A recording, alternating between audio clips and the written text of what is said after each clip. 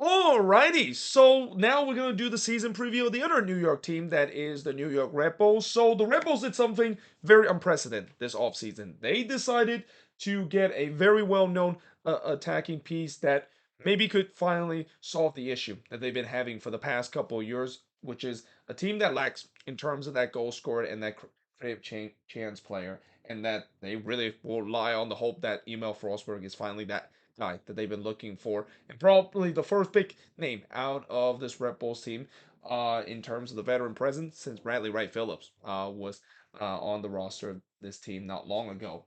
Now, that being said, last season they had a very New York Red Bulls kind of season. I mean, a season where they did extend their longest active playoff streak that any team has ever had at 13 season, with them finishing with 11, 10, and 13 and finished with 43 points. And they were able to make it into the 8th seed. Now, in terms of the last playoff appearance, as I said, it was 2023, and their last playoff rounds win was also in 2023. But you notice I put an asterisk in terms of that year because, yeah, I mean, depending on if you count that playing round win against Charlotte FC, which, by the way, they absolutely demolished Charlotte FC in that game.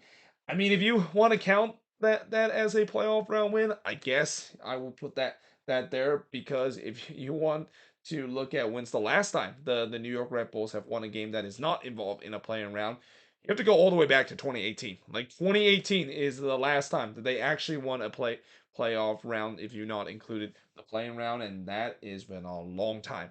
One of the issue with this Red Bulls team is that, again, this is a team that is just good enough to make it to the playoffs, and it feels like that playoff streak is kind of what keep this front office happy in terms of them always making the playoffs. But obviously the fans are frustrated because it doesn't really matter how many years in a row they make it to the playoffs. Every time they make it to the playoffs, they always having that so metro moment of finding the most cruelest way to lose a MLS playoff game. And in some way, you could say that kind of happened this season too against FC Cincinnati in that PK shootout where they had like 3 chances to force that into game number 3. But if you ask any Red Bulls fan and looking at some of those that so metro moment in the playoffs, that probably is one of the least memorable one compared to just numerous that so metro moment that this team has had in their franchise history. And because of also that saying of that so metro, that's also the reason why they are also one of the 3 only team in MLS that's been in the league since its inception in 1996 to never won an MLS Cup. The closest they came was 2008 when they made it to MLS Cup, but unfortunately they lost to the Columbus Crew. And yeah, again, that, like I said, that's the only time they made it to MLS Cup. And that to this day, unfortunately, they're not going to hear it from their noisy neighbor in NYCFC about them winning an MLS Cup before them, until they finally broke that curse and finally broke that so metro kind of narrative, and maybe even go all the way to make it get to MLS Cup, which, knowing how strong the Eastern Conference is, I don't know if this is the year for them to finally break through of that. But that being said, in terms of some of the signings that they have now, they haven't really made too much signing this offseason.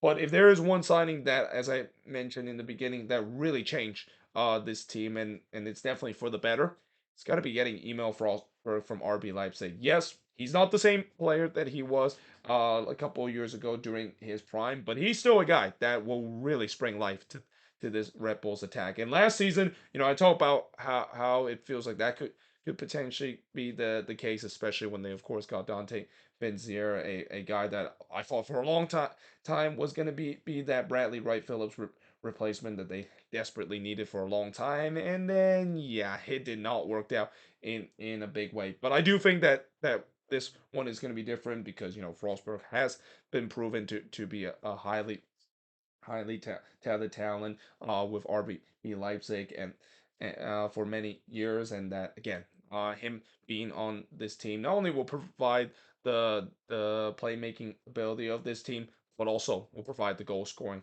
ability, which this team has been really lacking for the past couple of years.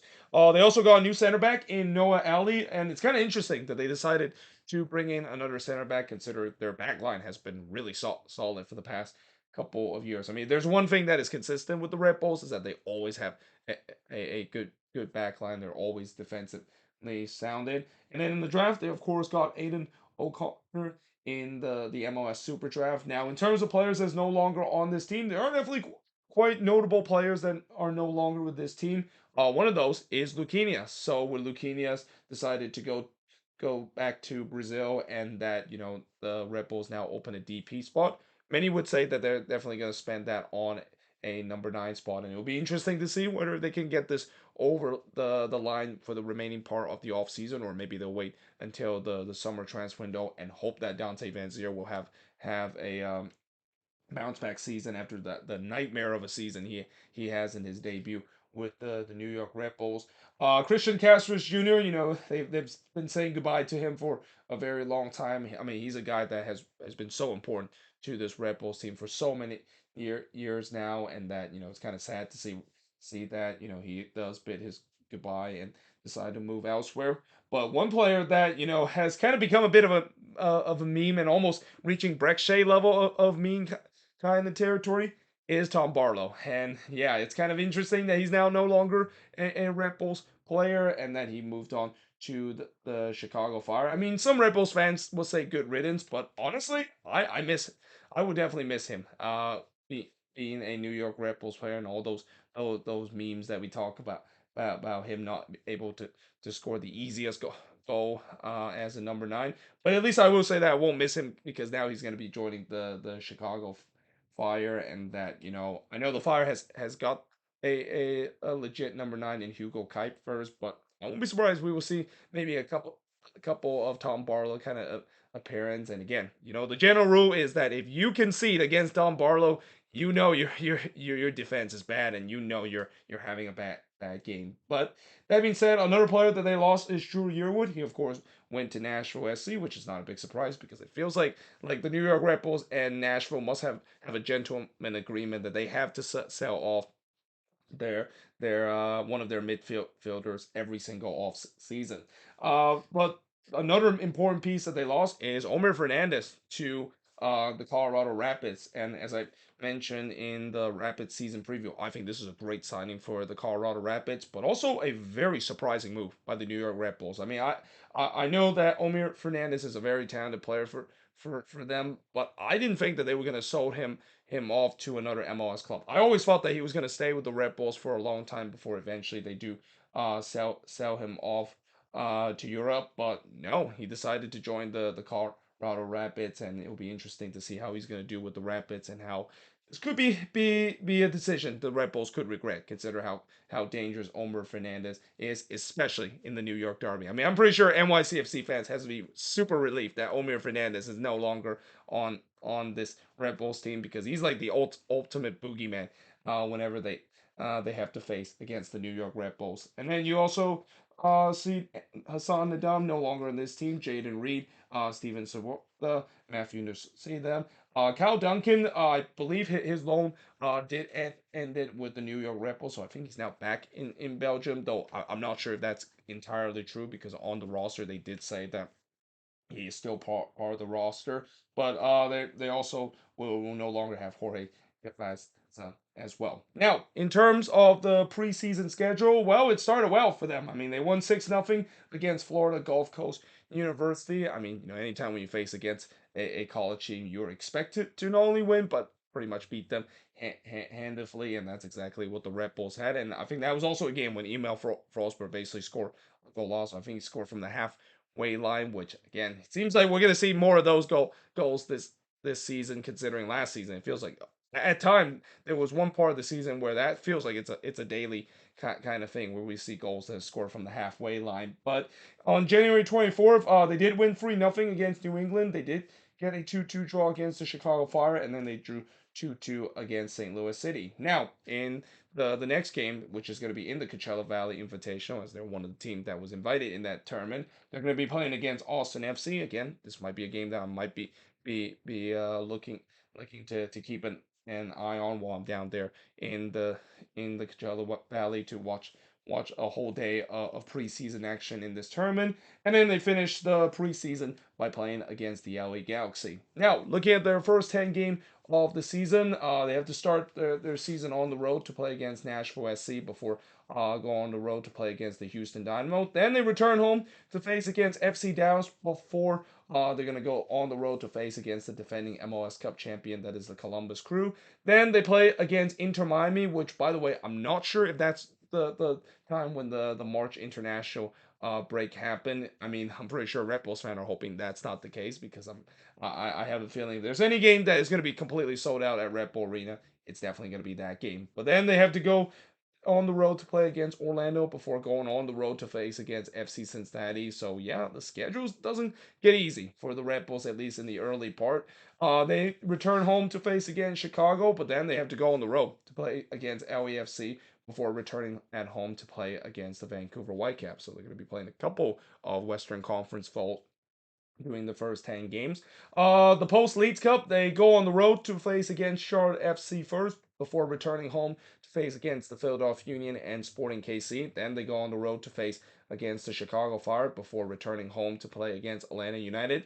And after that, as I mentioned in the last season preview about NYCFC, they play the New York Derby. Of course, will happen on September 28th, and it's going to be at Red Bull Arena. But then they go on the road to face against Toronto and Atlanta United, and then they return home on decision day. They're going to be playing against the Columbus Crew. So again, a schedule that they have when you look at it is relatively even in terms of there are some good team that they're going to be facing, and there are some winnable games that they of course had. One thing for sure is that the Red Bulls for the last couple of years they always tend to basically sneak into the playoffs on the very final day. I don't know if they can do that when they have to face the likes of Atlanta and Columbus, two really good teams in the Eastern Conference, and expected to probably be near the top of the standing by the end of the season.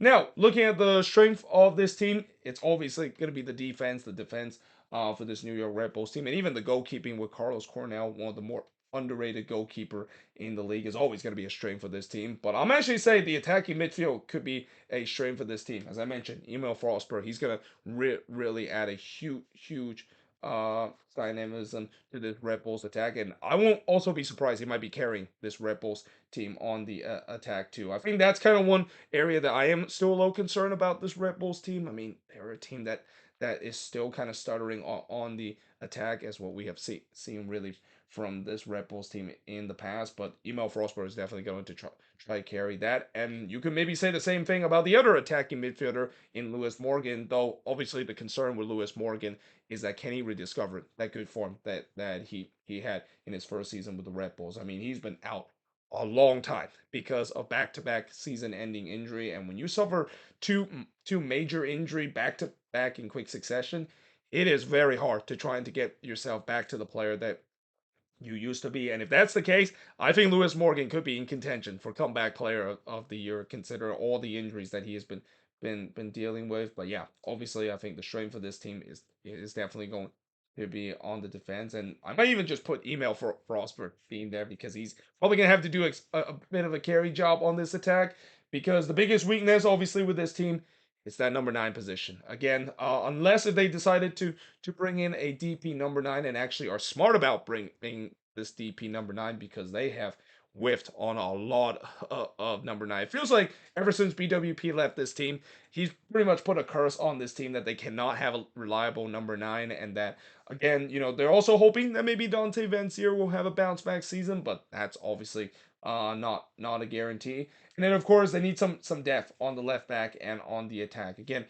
if Emil Forsberg does get injured on this team, or God forbid, if Lewis Morgan unfortunately suffer another back-breaking injury, oh boy, then all of a sudden there is some real concern when you look at this attack. So yeah, they definitely need more depth in terms of those positions.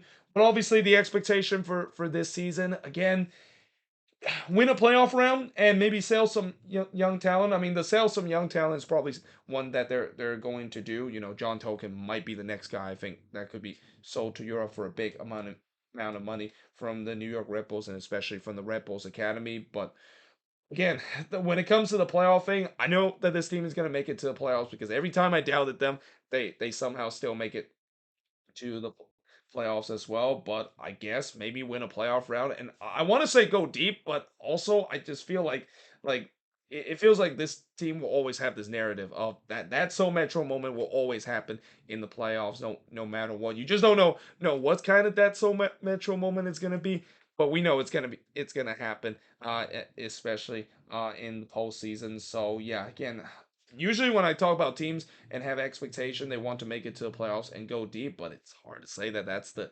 case. I guess maybe you could say that maybe their expectation is just sell some young talent because that's kind of the Red Bulls way for a very long time now. But there you have it. That is pretty much it. Looking at the New York Red Bulls and the season preview, as always. Let me know in the comments below what do you think of this video, and if you're a Red Bulls fan, what do you think is the strength, the weakness, and expectation is heading into this season. But till then, hope you guys enjoyed this video. If you do, make sure you guys leave a like, smash the subscribe button, and yeah, I of course will see you guys next time.